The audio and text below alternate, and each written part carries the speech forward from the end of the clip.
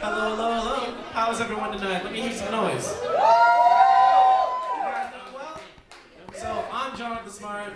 The two people that you just see, this is Nakasi, my good friend. I believe that's where all your social media and music is. Check him out. Also, my friend Master Puff, known as Colin Brace, kills it on the mic. I'm a little bit of a different energy. I'm a spoken word poet, so I'm going to show you a little bit of what I have to do. Okay, guys? I hope you enjoy it. But this is called Flaws, and this is actually something personally that Colin asked me that he wanted me to perform. So I hope you like it. There is no music to this, you're just gonna hear lyrics.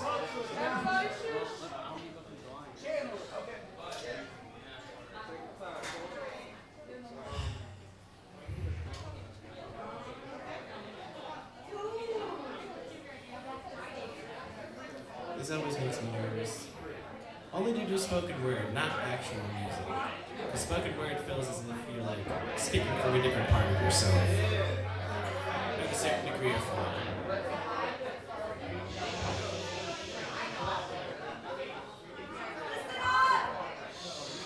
Oh, it's cool. You can have the light chatter until I'm fully on ready. I ain't rushing, don't worry. But now that I am ready, I would like everyone's full attention. So I can give you a nice little story. This is a representation of the trials and tribulations that brought me here today.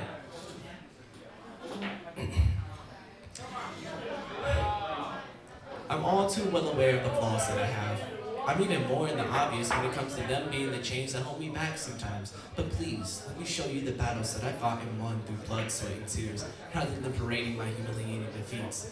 Though small in each regard, no bigger than an atom, the task of doing such was that of rolling boulders up mountains. I was running a track race with sandbags around my feet.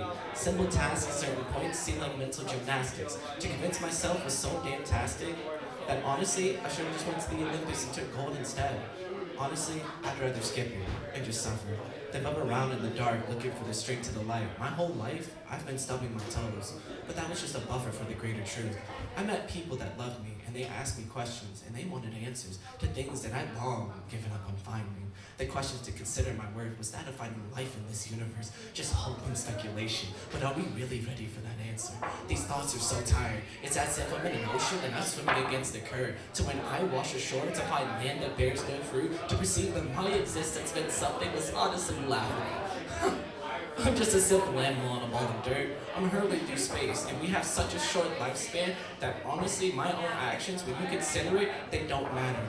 Because even in this intelligence, to prevent myself from facing the greater truth that life is what you make of it, to even think that, to even speak that, it took the air from my chest. Because, in all honesty, I didn't want life. I wanted the final curtain call. I was tired of being this puppet that they called Jonathan Michael Smart.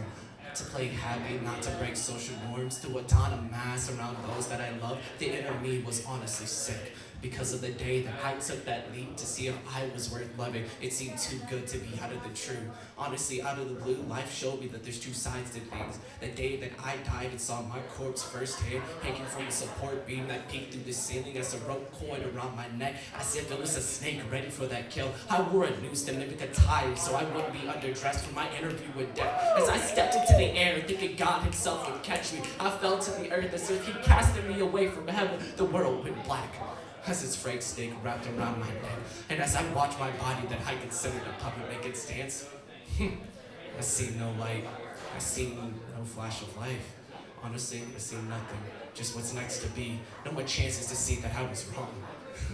No more sunsets or sunrise, but in my eyes I only got to choose one thing, and that's exactly how I died. But it's as if God heard me, and this beam that was support in my endeavor to see death snapped.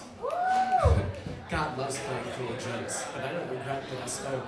If it was by him or random happenstance, I'm happy that I lived, even if it was for some random chaotic reason. Honestly, I like to believe that I love myself, but I never escaped that sea. But the waves that once battered me around like a mouse caught in a cat's game, I know cut through in a boat of the fabric of who I used to be. Every defeat I ever took are sails that I fly true. Every victory I hold dear are boards beneath my feet. And even on the winds of self-doubt, my flag still flies true. Because you know why? I'm the rebel within this body that wants to die. I am the sliver of hope that hides in the haystack of the impossible. I am the greatest stand that one day will do the improbable. With the help of the river of my determination, I will cut through these mountains that I once viewed as impossible. And that's Flawless. Thank you. I truly appreciate you guys. You have been fantastic.